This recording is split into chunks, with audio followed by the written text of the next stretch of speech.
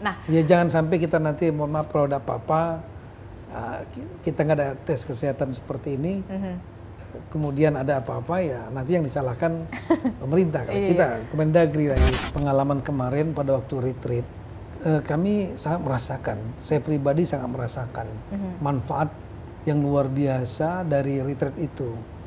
Yang paling penting nomor satu, ada forum di mana kita bisa saling mengenal satu sama lain.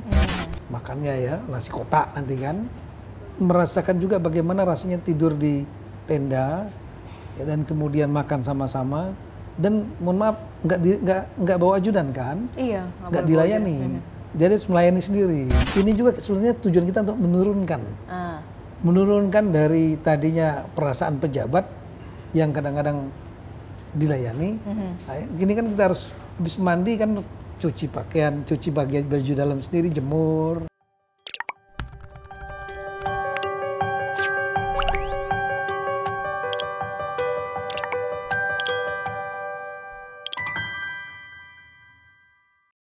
Halo, kembali lagi di On Point with Adisti Larasati. Nah, ada berbagai macam isu selama sepekan ini yang lagi hangat diperbincangkan. Salah satunya adalah soal momen ataupun agenda retreat yang akan dilakukan oleh pemerintah terhadap kepala-kepala daerah. Ada setidaknya 503 daerah yang nantinya akan mengikuti retreat. Nah, di momen atau di episode On Point with Adisti Larasati, saya kali ini diundang secara eksklusif oleh Kementerian Dalam Negeri, dan sudah hadir bersama saya hari ini ada Menteri Dalam Negeri Tito Karnavian. Selamat pagi Pak Tito Karnavian. Selamat pagi, Assalamualaikum warahmatullahi wabarakatuh Mbak Adis, terima kasih banyak. Apa kabar Pak Tito? Alhamdulillah baik, baru saja selesai memimpin rapat koordinasi inflasi dan semua daerah. Oke, lagi sibuk ya kan, karena sebentar lagi ini kan ada momen besar begitu ya, ada hajatan besar, event yang harus dilakukan oleh Kementerian Dalam Negeri dalam hal retreat ya kan, untuk kepala daerah yang sebelumnya nanti tanggal 20 ini akan dilantik ya? Pelantikan serentak. Pelantikan serentak, itu bisa ceritakan nggak sih Pak, pelantikan serentak ini baru pertama kali terjadi kan? Iya, pertama kali dalam sejarah bangsa ini. Jadi ada berapa kepala daerah Pak yang nanti akan dilantik langsung oleh Pak Prabowo? Kita kan di negara kita saat ini ya ada 52 kepala daerah, 38 gubernur, 98 wali kota, dan 416 bupati. Tapi ada daerah-daerah khusus yang tidak dilakukan pilkada, seperti Provinsi Yogyakarta. Gubernur berdasarkan Undang-Undang Keistimewaan Yogyakarta adalah Sri Sultan, dan wakil gubernurnya adalah si Paku Alam ya. Jadi tidak ada pilkada untuk gubernur, tapi untuk kabupaten kotanya di Jogja, provinsi ya, itu ada pilkada. Kemudian Jakarta, karena daerah khusus istilahnya pemerintahan satu tingkat, jadi hanya gubernurnya saja yang dilaksanakan pilkada, sementara 5 wali kota dan Kepulauan Seribu bupati itu tidak dilakukan pilkada tapi ditunjuk oleh gubernur. Nah itu daerah-daerahnya. Jadi total semua ada 545 daerah yang melaksanakan pilkada pemilihan kepala daerah serentak. Yang pertama kali dalam sejarah bangsa kita pada tanggal 27 November 2024 yang lalu. Ya. Keserentakan ini dimaksudkan oleh pembuat undang-undang agar ada harmonisasi kesamaan masa jabatan antara pemerintah pusat, provinsi, kabupaten, dan kota. Ya, selama ini nggak pernah terjadi serempak.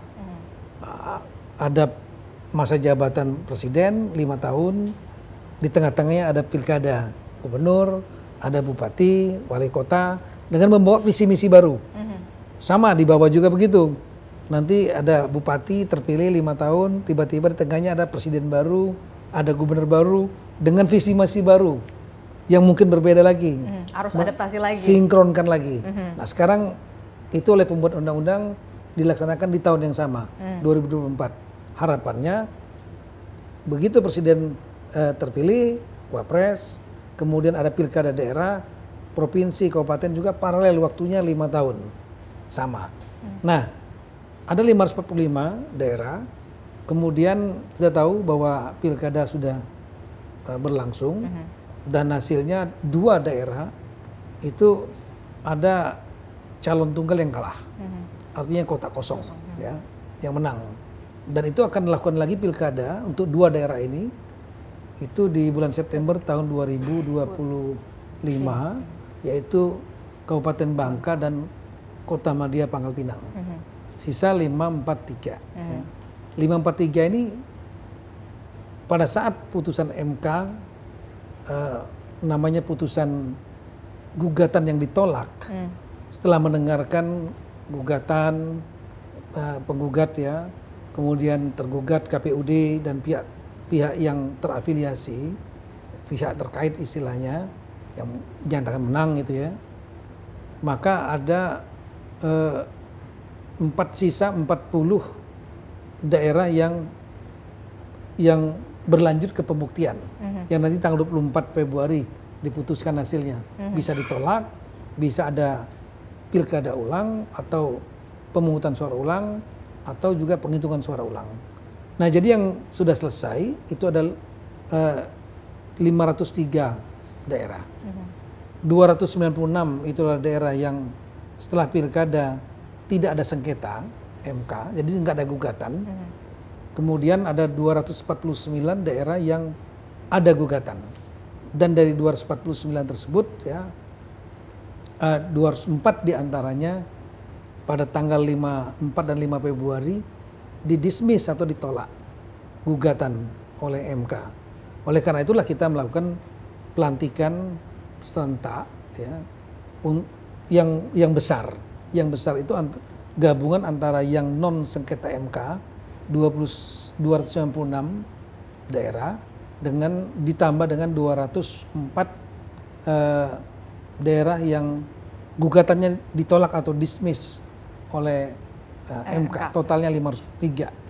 Sementara yang lain kita masih nunggu tanggal 24 Februari. Yang kalau kita tunggu ya keputusannya kita nggak tahu apa ditolak atau pemungutan suara ulang, kita nggak tahu. Karena sangat tergantung dari pembuktian di persidangan nanti.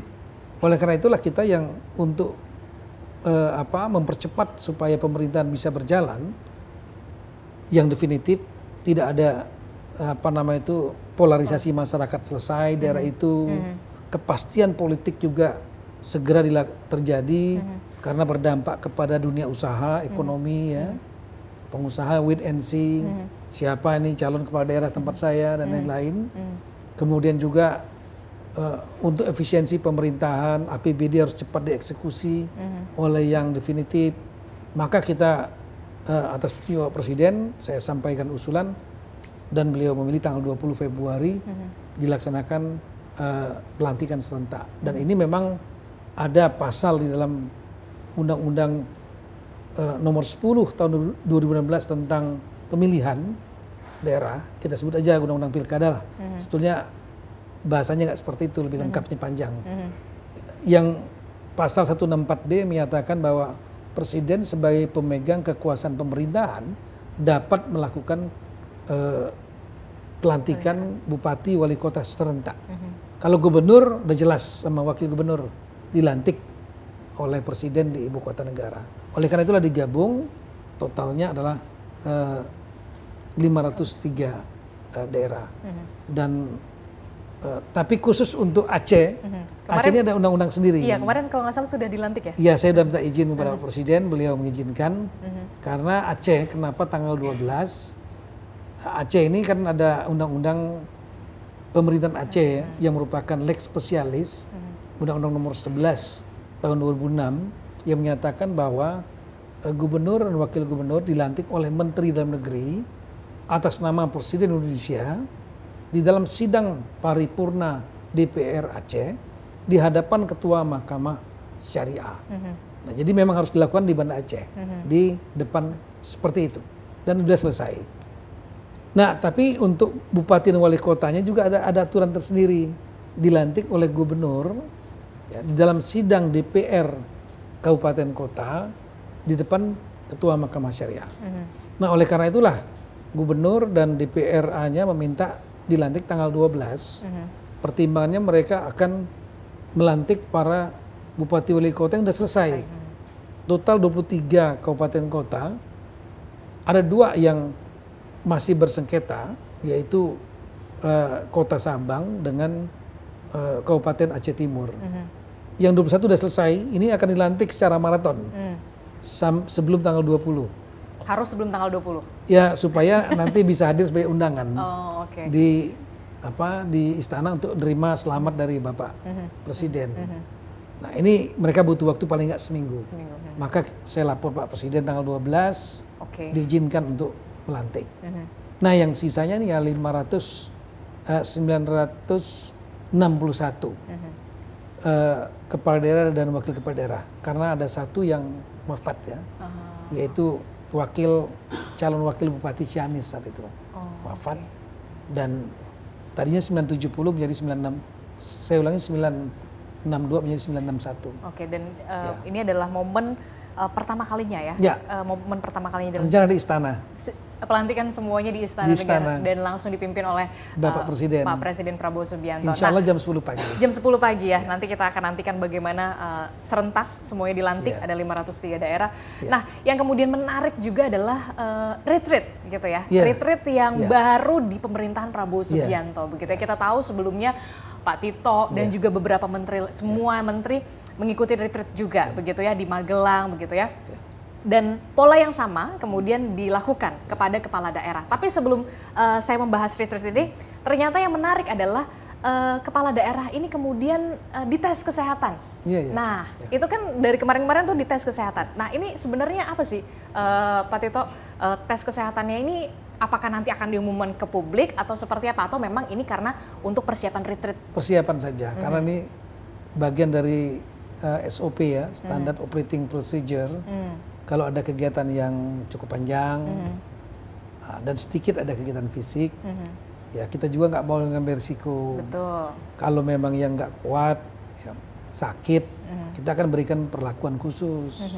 Ya, misalnya dia sakit yang bisa membahayakan, ya otomatis mungkin dia berangkat ke mana, ke Magelang, kegiatannya dikurangi, istirahat saja sambil mungkin dia bisa bercengkrama, bertemu dengan yang lain, nggak usah ikut acara-acara senam pagi, nggak usah ikut acara yang ada fisiknya lah. Yang penting intinya. Sedikit. Ya, yang penting dia bisa berkumpul bersama seperti itu. Nah, inilah yang kemudian menarik gitu ya, tes kesehatan. Jadi dipastikan dulu semuanya kepala daerah dalam keadaan sehat begitu ya untuk mengikuti retreat ini.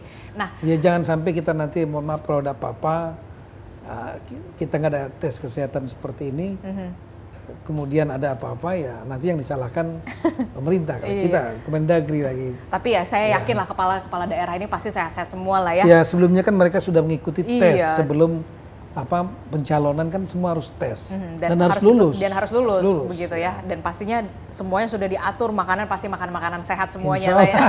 kepala daerah. Nah, ini yang menarik, retreat akan dilakukan after pelantikan, setelah pelantikan. Berarti kalau tidak salah tanggal 21 sudah kalau bisa sudah ditunggu jam 3 sore di depan gerbang Akademi Militer, namanya Wisma Sumbing di sana.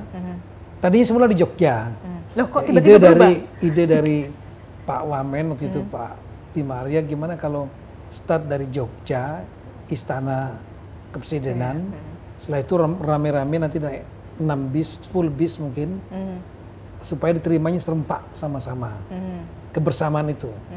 Tapi saya pikir waktu itu kan waktu skenarionya kabinet ya, karena jumlahnya kan lebih kurang 100 orang ya. Kalau sekarang kan 500 lebih. Betul, dan waktu itu Bapak Presiden menyiapkan pesawat. Ada 2 pesawat yang disiapkan oleh beliau. Nah, dari Jakarta, sehingga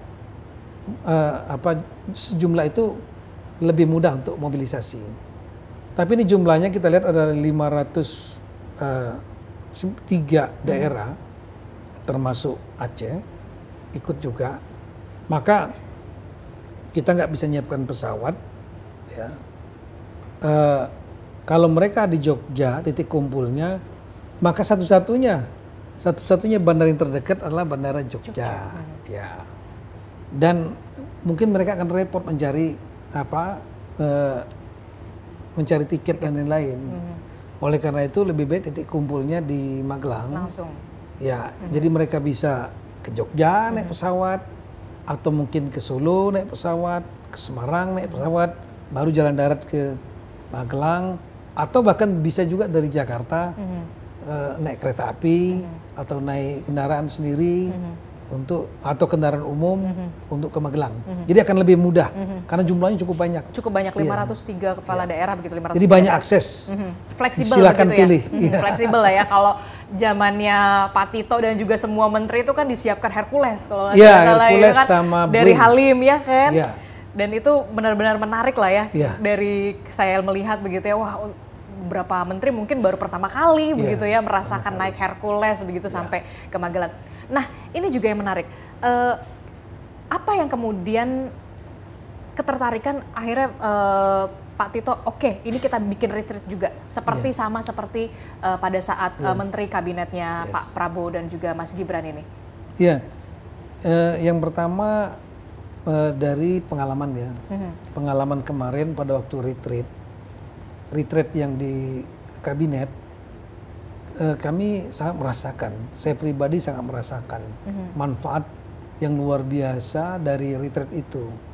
Yang paling penting nomor satu, ada forum di mana kita bisa saling mengenal satu sama lain dalam suasana informal, sehingga terbentuk semacam hubungan emotional bonding, saling kenal. Tadinya kan banyak yang kenal, ada sebagian nggak kenal kan, jadi kenal, ngobrol sambil nongkrong di atas lapangan, di lapangan rumput ya, atau habis 6 pagi ngobrol-ngobrol sambil makan bersama. Kita bisa diskusi-diskusi, kenal dalam lah selama 3 malam 4 hari ya, 3 malam itu saya kira cukup bagus ya membangun hubungan.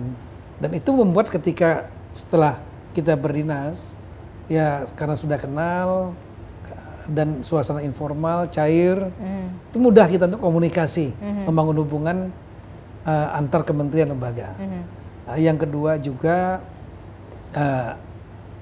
merefresh kembali nilai-nilai patriotisme, nasionalisme. Kenapa? Karena di tempat itu ada akademi militer ya, yang memiliki nilai historis yang cukup panjang, ya, bagian dari kemerdekaan Indonesia. Dan di tempat dilatihnya nilai-nilai, dibentuknya nilai-nilai patriotisme, nasionalisme. Nah, jadi disiplin, bangun pagi. Harus bangun pagi mau nggak ya, mau. senam pagi dan lain-lain. Baris berbaris. Untuk mendidik kita supaya kita sehat. Baris berbaris. Dan ada lagi yang menarik adalah membentuk semacam rasa kebersamaan egaliter.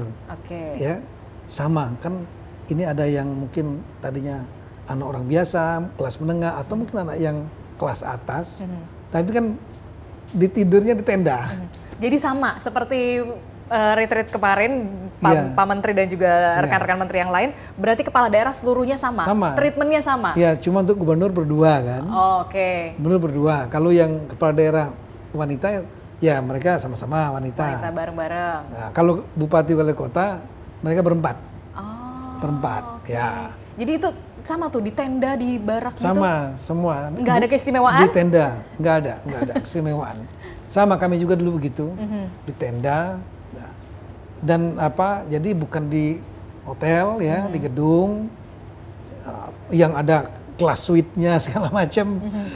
Ini nggak sama, dan ini yang membuat ada kerasa kebersamaan. Makan juga sama, makannya ya nasi kotak nanti kan, sama. Ya tadi kita merasakan juga bagaimana rasanya tidur di tenda ya, dan kemudian makan sama-sama, dan mohon maaf nggak bawa ajudan kan? Iya. Nggak dilayani, jadi harus melayani sendiri. Jadi nggak ada tuh ya keistimewaan ya, semuanya mandiri. Ini juga sebenarnya tujuan kita untuk menurunkan dari tadinya perasaan pejabat yang kadang-kadang dilayani. Nah, gini kan kita harus habis mandi kan harus cuci pakaian, cuci bagian baju dalam sendiri, jemur. Oh iya. Sepatu bersihin sendiri. Ya. Habis olahraga kan ada kena rumput, kena lumpur, bersihin sendiri. Nah, ini kepala daerah kita lihat nih, siapa yang bisa mandiri atau enggak. Iya. Ya, biar kembali lagi menyadari ya, bahwa kita sebagai kepala daerah, menteri dan lain-lain, kita adalah pelayan daripada rakyat. Ya. Jadi bukan kita minta dilayani oleh rakyat. Itu nilai yang mau ditanamkan sebetulnya. Harus melayani, merasakan, bukan dilayani. Merasakan dia melayani diri sendiri. Ya, jadi apa ya harus bisa.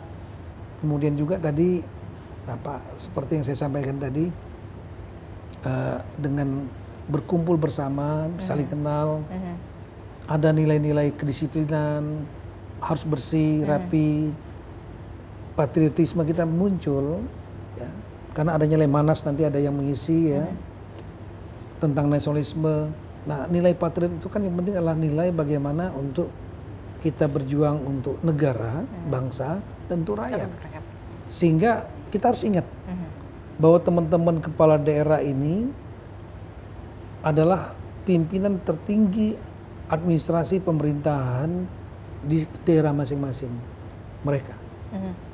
Ya, pimpinan tertinggi, pengambil kebijakan dan pembuat kebijakan publik yang berdampak banyak dan luas di masyarakatnya masing-masing. Maka setiap kebijakan yang harus dibuat dengan dia merasakan bagaimana hidup sebagai rakyat ya di tenda, ada yang lebih rakyat lebih sulit lagi daripada mereka, daripada kita. Nah, itu akan membuat kebijakan yang pro rakyat, pro pada iya, pro rakyat, pro kepada publik ya.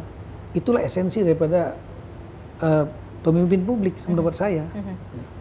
Nah, itu nilai-nilai yang secara nggak sadar akan tertanam. Ya, suka atau nggak suka. Selain emotional bonding begitu ya, supaya bisa saling kenal, saling akrab gitu, bisa berkomunikasi tanpa ada jarak, kemudian juga bisa merasakan apa sih sebenarnya di tenda, bagaimana kehidupan di tenda, kemudian semuanya tidak serba dilayani karena memang pejabat itu memang harusnya melayani rakyat begitu ya. Termasuk juga apakah kemudian retreat ini juga dimaksudkan untuk bisa menyamakan persepsi antara pemerintah pusat, kebijakan pemerintah pusat dengan nantinya ke pemerintahan daerah. Salah satunya kita tahu asa cita dari Pak Presiden Prabowo Subianto adalah soal efisiensi anggaran. Satu, kemudian bagaimana program makan bergizi gratis yang sampai dari ujung timur sampai ujung barat Indonesia serempak dilakukan. Apakah ini juga nantinya retreat ini juga akan menyamakan persepsi itu? Ya, yang itu jelas karena apa? Karena retreat ini di samping akan bermanfaat untuk kerjasama antar daerah, karena adanya hubungan emosional terbentuk, saya sangat yakin akan terbentuk hubungan emosional. Mungkin nggak semuanya, tapi sebagian besar sudah saling kenal nantinya. Dan itu akan berlanjut pada mudah mereka berhubungan. Nggak bisa satu daerah bekerja sendiri, dia harus didukung daerah-daerah lainnya. Ya. Dan kerjasama, baik tingkat antar beda tingkat ataupun satu tingkat. Nah, di samping itu nanti kan ada materi. Selain Lemhanas kan 2 hari pertama. Oh, jadi Lemhanas itu 2 hari pertama ya, Pak Tito ya? Untuk merefresh kembali, saya nggak mengatakan menanamkan, sudah tertanam, merefresh kembali nilai-nilai patriotisme ya, yang pro rakyat, pro kepada bangsa, kepentingan bangsa, nilai nasionalisme.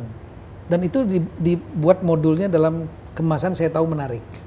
Karena tidak one way, tapi dalam bentuk diskusi kelompok. Nanti dipecah dalam 5 kelompok mereka. Nanti kelompok setelah itu paparan. Dia berikan pertanyaan-pertanyaan, setelah itu nanti tentang kenasionalismen, patriotismen. Setelah itu nanti akan diskusi kelompok. Sehingga akan menarik. 2 hari. Dan setelah itu 4 hari berikutnya diisi oleh para menteri. Ya, ada lebih kurang 40 menteri dan kepala lembaga. Dari pagi sampai malam ya. Oh, jadi itu 40 menteri akan mengisi? Menteri dan setingkat kepala lembaga setingkat menteri. Ya, di antaranya ada juga dari yang masalah korupsi ya. KPK. Ketua KPK pasti. Ya, KPK, kemudian BPKP, Kejaksaan Agung, Kepolisian juga. juga ada ceramah juga dari Pak Menteri Agama. Profesor Nazaruddin. Ya, Menteri Keuangan sudah pasti. udah pasti. Menteri Keuangan. Menteri yang wajib itu. Termasuk juga BGN. Badan Gizi, yes. Karena program Astacita diantaranya ada juga program unggulan ya.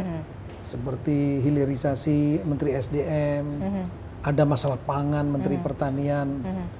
Menko semua 6-6-nya mengisi. Ya. Oh, jadi Menko semua jadi pengisi materi begitu ngisi. ya. Nah, cuma kan di sini kan yang menarik suasananya nanti adalah suasananya dalam di tenda kan. Tenda besar, sedikit lebih rileks, dan Magelang kan agak sejuk ya. Di lereng Lembah Tidar, nggak seperti di gedung, di kantor yang hotel formal, ballroom. Ini kan lebih rileks dan kemudian bisa dua arah. Kalau kemarin di Sentul kan one way dengar aja seharian. Ini kan 4 hari sehingga punya waktu untuk di samping mendengar, kepala daerah bisa mendengar apa saja sebetulnya program dari pemerintah pusat yang mungkin mereka bisa tangkap untuk kepentingan daerahnya. Salah satunya makan bergizi gratis. Makan bergizi, masalah hilirisasi misalnya, ya semua komoditas ya. Kemudian juga misalnya masalah pangan, membangun irigasi, pupuk, dan lain-lain. Apa saja yang menjadi program di daerahnya yang bisa untuk mendorong ketahanan pangan, macam-macam. Nah, seperti tadi makan bergizi gratis. Peran daerah untuk menangkap peluang itu, karena ini ada anggaran yang cukup besar akan berputar. Daerah menggerakkan supply-nya, ya supaya masyarakat nanam sayur, nanam apa gitu, beternak sehingga bisa diserap untuk kepentingan program makan bergizi gratis ini. Nah, ini sebetulnya bisa mendengar langsung dan bisa nanya dan bisa memberikan masukan. Jadi juga feedback bagi pemerintah pusat. Jadi komunikasinya dua arah. Dua arah. Feedback bagi pemerintah pusat. Nah, ini akan membuat harmonisasi program pusat daerah dan otomatis akan membuat terjadinya efisiensi. Saya selalu menyampaikan kepada staf saya, ya, kita memang sudah menyiapkan anggaran dari Kementerian Dalam Negeri sebanyak 13,2 miliar. Untuk retreat ini? Untuk retreat. Retreat ini 13,2 miliar? 2 miliar rupiah. Dari Kemendagri ya. Mata anggaran kita ada mata anggaran pelatihan orientasi pada daerah. Nah, sepertinya terlihat besar, tapi sebetulnya peran daripada Kemendagri menjadi pembina dan pengawas pemerintahan daerah yang mengelola anggaran APBD totalnya itulah 1.300 triliun. Ya, 1.300 triliun. Sehingga 900 triliun lebih itu dari transfer pusat dan 400 triliun itu ada dari pendapatan asli daerah. Nah, kita harus meyakinkan bahwa 1.300 triliun ini dapat digunakan secara efektif dan efisien.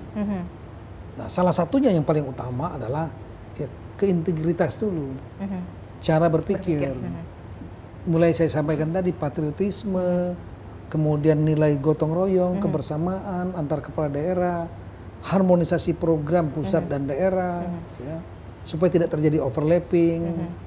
Nah, ini atau yang terjadi kekosongan, ini perlu dilakukan karena negara kita negara besar, ya, yang ada pemerintah pusat dan ada pemerintah daerah. Dan ini harus disamakan. Harus disamakan. Ya.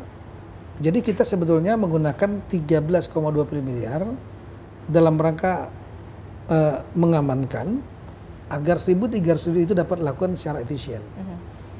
Ya, kalau seandainya habis pelantikan kemudian masing-masing bergerak sendiri, saya khawatir nanti tidak sinkron. Emang yang dulu ada yang bergerak sendiri, Pak? Saya di periode saya pertama 5 tahun di Mendagri, tidak ada pelatihan seperti ini. Saya melihat memang, mohon maaf, banyak terjadi ketidaksinkronan, bukan hanya pusat dan daerah, antara provinsi dan kabupaten juga banyak sekali tidak sinkron. Dan ini yang harus diantisipasi di 5 tahun pertama. Antar kabupaten kota, antar bupati dan bupati juga nggak banyak yang nggak sinkron. Yang sebetulnya bisa disinkronkan, bisa kerjasamakan, sangat bisa. Nah, ada hambatan-hambatan di antara mereka samping hambatan partai, berbeda ya, hambatan cara berpikir, kemudian juga ada hambatan personal karena nggak kenal gitu.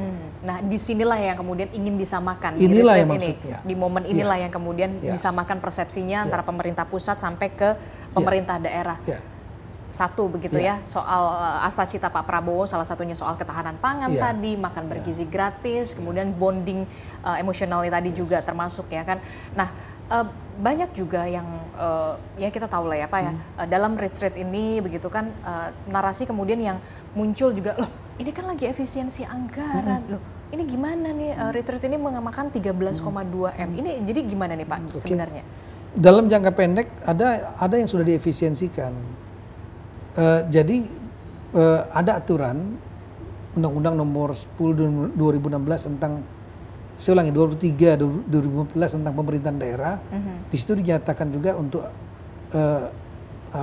Kemendagri sebagai pembina dan pengawas pemerintahan daerah, pembina dan pengawas ya.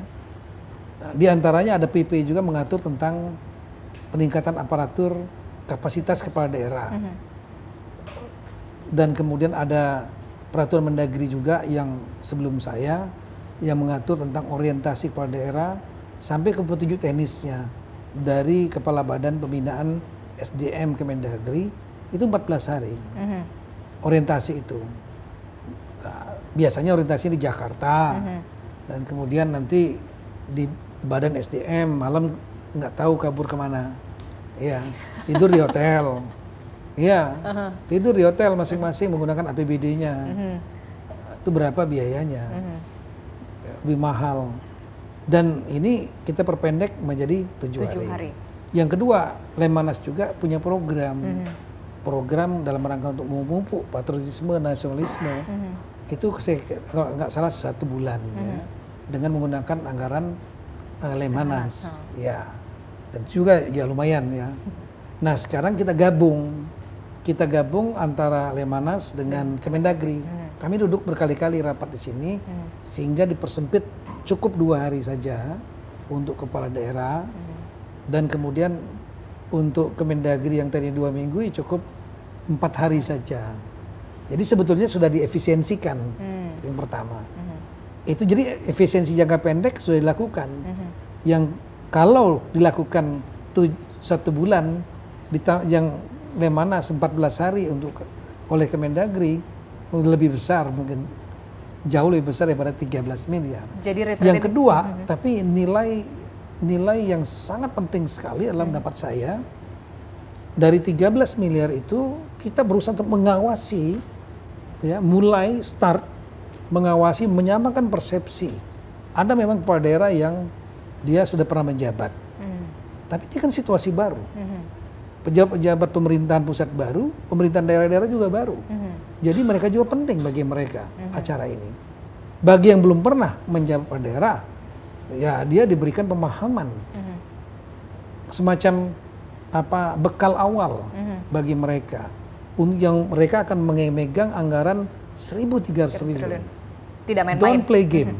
Ya, jadi kita memang invest 13,20 miliar, ya, to save 1.300 triliun yang tangani mereka. Yang ketiga juga untuk membuat mereka tadi saya sampaikan membuat harmonisasi dan sinkronisasi program pusat daerah, provinsi, kabupaten, kota, dan antar provinsi, antar kabupaten. Bisa dibayangin lah. Teman-teman gubernur bisa saling kenal sama lain. Saya yakin sekarang belum kenal mereka. Gubernur-gubernur baru kan banyak muncul wajah baru ya. Betul. Apalagi banyak yang muda-muda juga. Banyak. Ada juga bupati wali kota jauh lebih banyak yang baru-baru. Saya yakin nggak saling kenal. Bahkan dalam satu provinsi pun antara yang terpilih gubernur dengan bupati wali kota atau antar bupatinya mungkin nggak kenal. Iya, kenal nama aja mungkin. Nah sekarang mereka saling berkomunikasi selama 1 minggu, ngobrol. Kita mau bikin apa ini? Ya kan? Saya merasakan pada waktu retreat kemarin. Ya, saya dengan Pak Ara Sirait, ya, kalau mungkin di Google masih ada jejak digitalnya. Kita bicara soal bagaimana memanfaatkan rusun di Pasar Rumput saat itu, yang masih belum terisi. Dan tadinya mau disewakan dengan harga yang mahal, di atas 3 juta lebih, jadi nggak pro rakyat kecil. Nah, saya berdiskusi dengan Pak Ara Sirait, Menteri Perumahan Kawasan Pemukiman, dan setelah itu kita menelpon pada PJ Gubernur DKI, Pak Teguh. Kita Zoom meeting bertiga, fine, ketemu formula. Begitu selesai acara retreat, kami belum ganti pakaian, masih pakai kaos, langsung ke rusun Pasar Minggu, Pasar Rumput. Jadi untuk menyelesaikan. Itu salah satu hasil dari retreat. Memang realisasinya jelas begitu ya. Dari yang tadi Pak Tito, kemudian ada Pak Ara begitu, PJ Gub Jakarta menghasilkan satu ide yang akhirnya bisa langsung dieksekusi. Langsung, satu hari itu juga. Hari itu juga pulang, langsung hari itu juga kita eksekusi. Ya, itu menarik begitu ya, yang mungkin selama ini tidak pernah terbayangkan begitu ya, seluruh kepala daerah dijadikan satu begitu ya. Karena tadi sudah membahas anggaran begitu ya, 13,2. Kalau tidak salah sebelumnya kan ada SE Kemendagri. Ini sharing cost. Sharing cost. Tadinya semulanya sharing cost begitu ya. Ada dana APBD, kemudian dana Kemendagri kalau tidak salah. Kemudian berubah, direvisi. Jadi seluruhnya APBN. Nah, itu gimana tuh ceritanya? Jadi waktu rapat di Magelang, Kepala Badan SDM Dr. Teguh kan saya minta untuk ngecek ke sana bersama Sekjen, ngecek lokasi. Dari kemudian diskusi di sana, kebutuhannya ya kira-kira 13 miliaran itu. Dan Dr. Sugeng, Pak Kaban SDM ini menyampaikan bahwa di tahun-tahun sebelumnya acara orientasi ini dilakukan secara sharing Kemendagri dengan daerah. Kenapa Kemendagri menyiapkan sarana prasarana, narasumber dan lain-lain, sedangkan untuk perjalanan dinas dan makan itu ditanggung oleh APBD. Karena APBD-nya adalah APD, mereka punya juga mata anggaran peningkatan aparatur pemerintah daerah, apalagi kepala daerah. Nah, saat itu dihitung lebih kurang 20 juta rupiah. Ya, sedangkan mata anggaran peningkatan aparatur itu ya saya kira jauh lebih dari itu ya. Nah, sehingga itu ada beberapa daerah menyampaikan kita juga mau belanjakan anggaran realisasi belanja agar uang berputar. Ya, di daerah dari daerah ditampung oleh Kepala Badan SDM, disetujui, sehingga kemudian terjadi sharing. Tapi saya begitu membaca berita, kemudian mendengar, saya bahwa ada sharing, no, saya bilang, enggak. Saya sudah sampaikan bahwa ide ini sudah saya sampaikan kepada Bapak Presiden, ya, dan beliau sangat mengapresiasi dan sangat gembira dengan adanya kegiatan retreat ini, karena memang retreat ini sangat-sangat bermanfaat. Belum pernah ada rasanya ya. Kepala daerah dikumpulkan bersama dalam suasana informal, mereka bisa bercengkrama, bukan senang-senang, tapi dididik, tersembunyi dalamnya dididik nilai-nilai. Nilai mereka harus disiplin, bangun pagi, senam, berarti harus sehat, olahraga bersama, setelah itu mereka nanti cuci-cuci sendiri, menyiapkan bajunya sendiri. Tidur di tenda. Itu ada makna yang tersembunyi. Kenapa bukan dilakukan di pelatihan di hotel atau di gedung BPSDM yang tidurnya juga nanti di hotel, malam sih kita nggak tahu kabur kemana. Ini enggak, di Magelang jadi satu, bisa dalam satu premis yang nggak bisa kemana-mana, dan kegiatan ini sampai malam, sampai jam 9 malam kalau nggak salah. Setelah itu udah capek, besoknya harus materi tidur, lagi. Pagi lagi, ya, lanjut harus lagi. Ya. Belum lagi pemateri-pemateri dari Bu Menkyu. Ya kan ada dari Menteri Pertahanan, Pak Menteri 6 Menko, kemudian ada Menteri bidang Pertanian, Menteri PU, Menteri Perhubungan, macam-macam. Nah, kan banyak juga pada daerah yang belum kenal nih dengan para menteri. Nah, bisa kenal, bisa juga nanti minta WA, minta nomor, bisa langsung berhubungan. daripada nanti lewat ajudan-ajudan. surat menyurat lama. Iya. Kadang-kadang hal-hal yang informal itu ya bisa menembus barrier atau hambatan-hambatan formal Dan komunikasi lebih yang membuat efektif. birokrasi menjadi lebih sulit. Ya. Nah, nilai-nilai itu sebetulnya yang mungkin banyak nggak dipahami. Ada mungkin teman-teman kepala daerah, saya tahu banyak antusias, tapi mungkin ada yang sudah pernah pengalaman jadi kepala daerah, tinggal gubernur lanjutin lagi, atau pernah jadi bupati jadi gubernur, paling gitu-gitu aja. Enggak. Ini No. beda, ini beda. No, ya. Ini tetap saja akan bermanfaat karena bisa mengenal orang baru yang mereka belum kenal sebelumnya. Ini gubernur-gubernur baru, ketemu menteri-menteri baru, ya yang belum kenal, kepala badan baru, program-program yang mungkin yang baru, hal-hal baru, para bupati baru, yang gubernur bisa kenal bupati, yang bupati bisa kenal gubernur. Tadinya ada semacam segan kalau mau ketemu, sekarang mereka memang dipaksa untuk sama-sama Berkomunikasi. ya, samping nilai-nilai saya bilang tersembunyi tadi ya, nilai-nilai mereka tidur di tenda sama-sama, kok bukan di hotel berbintang, ya biar turun sejajar. Biar tahu begitu ya, Iya. rakyat tuh gimana begitu ya, betul. orang-orang daerah tuh gimana gitu Ya kan. itu belum seberapa, yang lebih sulit lebih banyak lagi kan. Nah itu pasti. Iya. Nah soal yang pemateri banyak ada Bu Menkyu, Iya. ada Pak Menhan, kemudian Menko lagi, tadi ada Menteri Agama, yang kemudian juga menarik perhatian saya jadi pasti Badan Gizi Nasional, Iya. Kepala BGN begitu ya. Nanti juga akan memberikan materi. Kalau saya punya dapat info tuh kayaknya materinya tuh lebih banyak nih durasinya. Ya kita kasih waktu lebih dari 3 jam. Lebih dari 3 jam. Iya. Itu kenapa? Untuk menyamakan persepsi pemerintah pusat ini loh, program kita dari pemerintah pusat untuk kepala daerah semuanya menyukseskan Ini semuanya. kan program kan relatif baru. Kalau program mengenai pangan, ketahanan pangan kan sudah pernah kita berkali-kali ya. Macam-macam sudah metodenya.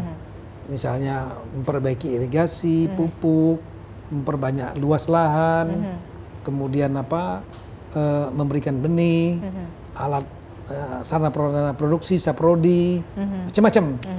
Ilmunya udah banyak gitu. Tahu tinggal gimana nyamakan persepsi.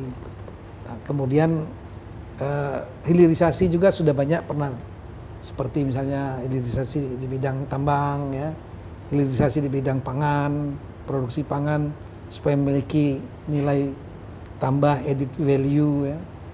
Nah ini makan bergizi, ini kan program yang relatif baru. Betul. Makanya harus daerah perlu paham betul apa konsep dari Badan Gizi Nasional dan apa sumbangsih kontribusi yang bisa dilakukan oleh daerah. Ya. Misalnya tadi saya sampaikan menyiapkan lahan untuk membuat satuan pelayanan, namanya SPPG, Satuan Pelayanan Pemenuhan Gizi, SPPG yang melayani sekian sekolah. Kemudian bisa menyiapkan mendorong masyarakat untuk memproduksi pangan supaya dapat terserap oleh SPPG tadi, ya, supply. Ini akan membuat adanya ekonomi sirkular, ya, yang memberikan manfaat bagi ekonomi setempat lokal masyarakat. Kalau nanti ada ini karena cukup panjang mungkin 3 jam, tentu kita harapkan Kepala Badan Gizi juga memberikan kesempatan untuk memberikan masukan dari kepala-kepala daerah. Karena ada daerah yang sudah mulai melakukan dengan inisiatif sendiri. Nah itu dia, karena memang ada beberapa daerah yang berinisiatif, oke, kita sudah siapkan nih, alokasi anggarannya kita sudah siapkan nih untuk MBG. Nah ini yang harus disamakan persepsinya. Jadi sebenarnya MBG itu murni, full dari APBN, pemerintah pusat. Nah lalu bagaimana dengan daerah-daerah yang sudah berinisiatif untuk mengalokasikan anggarannya untuk MBG? Saya sudah arahkan daerah-daerah itu, saya tahu seperti Jawa Barat hampir 1 triliun nggak salah. Kemudian Jawa Barat, Banten hampir 600 miliar. Saya lapor Bapak Presiden, arahan Bapak Presiden, dah gunakan saja anggaran-anggaran itu untuk memperbaiki sekolah-sekolah. Karena beliau dapat informasi banyak sekolah-sekolah yang masih kurang bagus. Misalnya bocor-bocor, ya di kampung-kampung SD, TK, SMP, itu banyak yang kurang layak, bangkunya, mejanya, kemudian juga toilet terutama. Beliau selalu berkali-kali berulang-ulang menyampaikan kepada saya, toilet, toilet, toilet. Baik toilet untuk sekolah, toilet di kantor, toilet untuk di ruang-ruang publik, ya, terminal, bandara, dermaga, toilet-toilet umum itu harus bersih. Karena toilet itu adalah salah satu indikator kebersihan budaya bangsa itu. Ya. Nah, beliau ingin agar uang itu digunakan lah. Jangan sampai nanti makan bergizi, dia sibuk menyediakan makan bergizi, tapi sekolahnya bolong-bolong, toiletnya jorok gitu.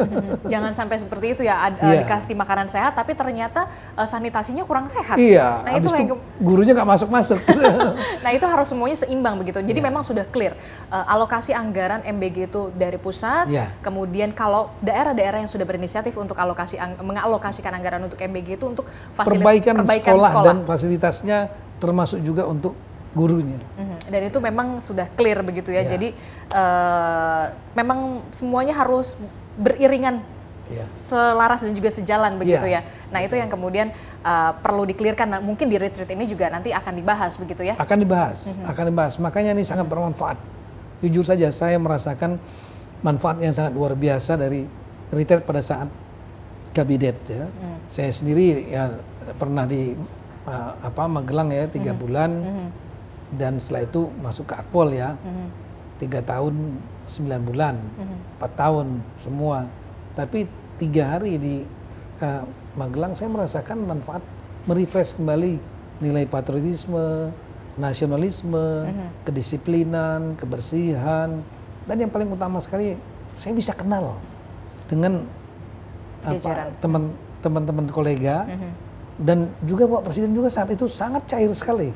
Suasana beliau tidak memberikan arahan formal di dalam ruang saya ingat betul di dalam ruangan pertama kali ya, dalam ruangan makan atau di gedung tidak. Beliau kumpulkan kita di tempat terbuka ya, sudah ambil kursi masing-masing. Habis beliau memberikan arahannya di lapangan terbuka. Dan dalam suasana santai. Santai sekali. Itu terbangun suasana bagaimana ya, rasa ada dekat, ada kebapakan ya dari beliau. Nah itu yang nggak bisa terbentuk.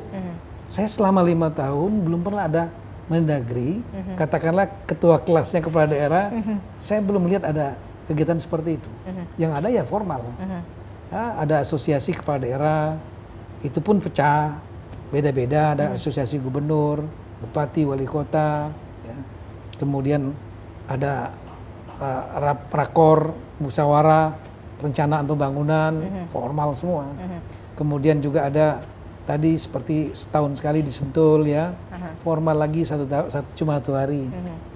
Hanya pendengar, setelah itu pulang. Nggak kenal sama yang lain. Sifatnya arahan begitu ya. Nah ini kalau tadi kan disebutkan Pak Menteri, mengatakan memang soal MBG ini full clear ini dari pusat begitu. Ketika sudah alokasi anggaran dari daerah sudah menyiapkan, dialokasikanlah saja buat fasilitas-fasilitas sekolah, toilet dan atap yang kurang bagus sekolah dan pagar yang mungkinnya yang bolong-bolong, kaca yang pecah, meja yang mungkin nggak bagus, kursi nggak bagus ya. Kemudian tapi toilet nomor 1 sekali. Berarti itu artinya pengawasan anggaran dari untuk MBG ini full dari pusat ya? Iya. MBG dari pusat. Itu arahnya seperti itu. Dan daerah hanya soal fasilitas pendidikan dan juga sarana fasilitas publik yang kemudian harus diperbaiki atau ditingkatkan lagi.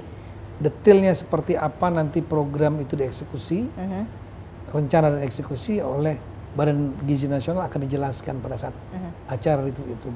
Dan itu terbuka kesempatan untuk bertanya dan memberikan masukan juga. Dan itulah yang kemudian pematerinya lebih lama lagi ya, 3 jam ya kalau 3 jam lebih mungkin ya. 3 jam lebih ya, karena memang soal makan bergizi gratis ini adalah program baru dan program besar. Program baru dan program besar dan harus sampai 5 tahun. Yes. Nah, kalau soal retreat ini sendiri Pak Mendagri, berarti ini akan jadi tradisi 5 tahunan kah?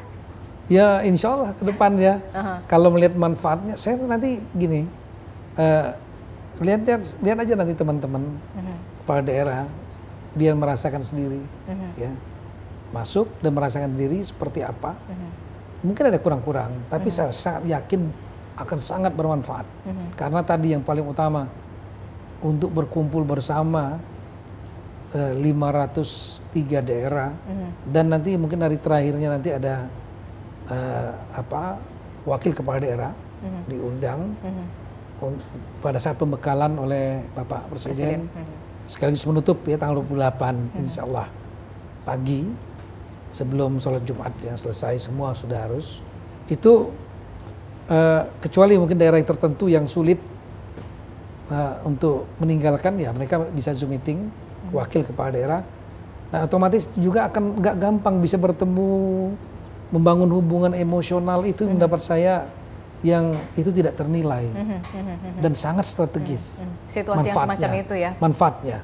Ya, samping penghematan saya sampaikan tadi, anggaran yang tadinya sebulan untuk Lemhanas, kemudian Mendagri 14 hari disempitkan dipadatkan menjadi 7 hari. Kemudian kedua nanti efisiensi, merubah mindset dalam rangka untuk membuat program pro rakyat, mengharmonisasikan program antar daerah, antar tingkatan sampai ke tingkat pusat ya. Yang daerah mengelola 1.300 triliun, itu menurut saya 13,2 miliar itulah sangat bermanfaat, sangat berguna nantinya, memiliki nilai yang luar biasa gitu. Dan ada nilai ekonomis, non ekonomis lainnya yang saya sampaikan tadi, seperti tadi selain patriotisme, kedisiplinan, dia juga merasakan tidur di tenda, ya, nyuci sendiri dan lain-lain, itu membuat menjadi bisa melakukan introspeksi. Ya. Itu kalau tadi kita sudah membahas soal retreat dan soal karena memang narasinya efisiensi anggaran memang lagi ditingkatkan lagi sama Pak Prabowo begitu. Kalau dari Kemendagri sendiri gimana soal efisiensi anggaran ini? Untuk Kemendagrinya, untuk ya kita sudah melakukan efisiensi. Kita sesuaikan dengan arahan-arahan yang disampaikan dalam Inpres maupun yang teknisnya, poin-poin yang disampaikan oleh Menteri Keuangan. Dan kami sudah melakukan exercise, melakukan simulasi. Ya, kita otomatis lah hal-hal yang nggak perlu, ATK, karena sekarang udah banyak menggunakan digital kan. Iya betul, pakai handphone. Perjalanan dinas yang nggak perlu, perencanaan kegiatan, ya, pembuatan kegiatan yang terlalu banyak rencananya, eksekusinya segini, rencananya panjang sekali, evaluasinya panjang sekali. Yang harus diperbanyaklah kegiatan intinya. Kemudian seminar, FGD yang berlebih-lebihan nggak perlu. Saya tahulah, ya saya juga sering komplain dan sering ngomel urusan pemborosan seperti itu. Ya. Saya kira bagus dan kita sudah sesuaikan. Dan kita menyadari bahwa itu kadang-kadang nggak perlu. Iya, kadang-kadang diada-adain aja. Jujur. Iya. Dan ini memang harus saatnya momen Kementerian Dalam Negeri juga bisa mengefisiensikan begitu ya. Dan kita sudah laksanakan. Dari yang semula berapa jadi berapa sih Pak? Dia awalnya kan 4,7 triliun. Sekarang menjadi 2,6 miliar, 2,6 triliun. Almost 50%. Ya, ada beberapa yang kegiatan yang seperti Kedukcapilan, program-program dari pinjaman dari luar negeri yang sebetulnya masih bisa nggak harus dilaksanakan tahun ini, masih bisa ditunda di tahun-tahun yang lain, multi years, itu yang banyak dikurangi. Ya, kemudian tadi banyak sekali program-program yang perjalanan kegiatan rapat, seminar, kemudian perawatan harwat istilahnya, pemeliharaan dan perawatan yang dikurangi, karena saya lihat memang ini harus dicek sampai detail-detail betul. Harus dikurasi lagi ya Pak ya? Iya, betul-betul harus dicek betul supaya betul-betul efisien. Efisien itu artinya kan dia menggunakan sumber daya minimal, tapi bisa mendapatkan hasil yang optimal. Beda yang efektif. Kalau efektif artinya harus tepat pada sasaran, tepat untuk mencapai tujuan program. Ya, saya kira dengan adanya efisiensi sudah kita laksanakan dan saya cukup confident program-program bisa kita laksanakan sesuai target. Dan sesuai target dan optimal ya, walaupun memang mengalami efisiensi anggaran yang ya bisa dikatakan. Ya nggak apa-apa, kita udah pernah mengalami. Saya selalu berkata kepada teman-teman, jujur aja. Kita ini jangan salah, kita ini pernah melakukan efisiensi juga. Pada waktu kita kena COVID waktu itu, kan uang anggarannya semua dialihkan, istilahnya refocusing untuk COVID, semua. Untuk penanganan COVID-nya sendiri dan untuk pemulihan ekonomi. Betul. Dilakukan nggak masalah, kita kerjakan dan jalan juga. Dan nggak perlu adaptasi yang terlalu berat berarti kan? Bahkan kita pernah melakukan working from home, working office-nya from office-nya 25%, pernah. Organisasi tetap jalan juga. Dan saya nggak yakin yang 75% yang katanya working from home itu betul-betul working. Saya curiga itu resting at home gitu. Resting at home. Iya. Iya, saya malah berpikir dengan adanya kemajuan teknologi ada yang saat ini, Zoom meeting ya kita lakukan saat itu bisa menghemat banyak dibanding rapat-rapat. Tapi perjalanan kita misalnya mengecek atau komunikasi dengan daerah-daerah yang tadinya biasanya jalan berangkat, naik pesawat ke sana, ada uang jalannya, transportasi lokal, ternyata bisa dilakukan Zoom meeting, ya udah Zoom selesai, ya kan? Menghemat sedemikian banyak. Gitu. Nah itu yang kemudian dan kegiatan yang penting, kegiatan inti, betul, tetap terjalan, tetap tidak terganggu, kegiatan inti dan tidak berpengaruh, tetap jalan harusnya, dan ya kegiatan inti dan kegiatan-kegiatan yang tadi saya sampaikan yang bisa dengan Zoom, ngapain harus terbang kalau seandainya harus bisa Zoom gitu. Ya menghemat juga ya, menghemat waktu, menghemat biaya begitu ya. Bayangin saya kan tiap Senin juga melakukan Zoom meeting, sudah 2,5 tahun untuk perintah Presiden mengendalikan inflasi. Dan Zoom meeting yang dihadiri 3.000 sampai 6.000 orang, kadang-kadang 8.000 orang yang hadir ya. Nah bayangin kalau seandainya tiap minggu itu dilakukan dengan fisik di gedung, berapa banyak uang yang habis di hotel. Tapi jadinya pengusaha hotel pada ini dong Pak, pada mengeluh juga pengusaha hotel, lu gimana nih efisiensi anggaran? Kalau pengusaha tuh pinter aja, nanti juga dia ada aja jalannya. Kan teman-teman pengusaha cerdas-cerdas. Oke, kita patut apresiasi apa yang dilakukan oleh Kementerian Dalam Negeri untuk bisa mengawal dari mulai pelantikan, ada tes kesehatan, kemudian ada retreat begitu ya yang nanti akan digelar di Magelang begitu ya. Banyak sekali konsepnya, materinya juga akan banyak, termasuk juga Kepala BGN yang akan memberikan materi yang cukup panjang begitu ya, sampai 3 jam begitu ya. 3 kata Pak untuk retreat Magelang nanti untuk kepala daerah. Bagaimana? 3 kata untuk retreat Magelang di daerah, untuk kepala daerah. Sangat bermanfaat. 3 kata ya. 3 kata pasti sangat bermanfaat. Pasti sangat bermanfaat begitu ya untuk retreat Magelang, dan tentu saja nanti kita akan baik yang belum pernah menjadi kepala daerah ya. Karena isinya juga banyak materi-materi tentang teknis dari Kementerian Dalam Negeri kan, masalah APBD segala macam, inflasi. Kemudian juga bagi yang sudah pernah menjadi kepala daerah, saya mau mengingatkan dalam forum ini. Mungkin Anda estimate, saya udah biasa jadi gubernur, saya udah biasa jadi bupati, wali kota, jadi nggak perlulah acara-acara orientasi gini. No. Anda menghadapi situasi baru. Ya, sama seperti saya. Saya pernah menjadi Menteri Dalam Negeri dalam periode yang sebelumnya. Ketika saya mengikuti retreat yang baru, saya menerima hal yang baru. Karena saya bertemu dengan pemimpin baru. Saya bertemu dengan kolega-kolega yang baru. Saya punya kesempatan untuk kenalan dengan mereka. Yang karakternya beda mungkin dengan pejabat sebelumnya gitu ya. Saya bisa menyesuaikan diri dan membangun hubungan personal sama mereka. Itu yang nggak ternilai menurut saya. Ya. Sehingga ketika kita bekerja, mengeksekusi program-program, itu bekerjanya akan lebih mudah keluar.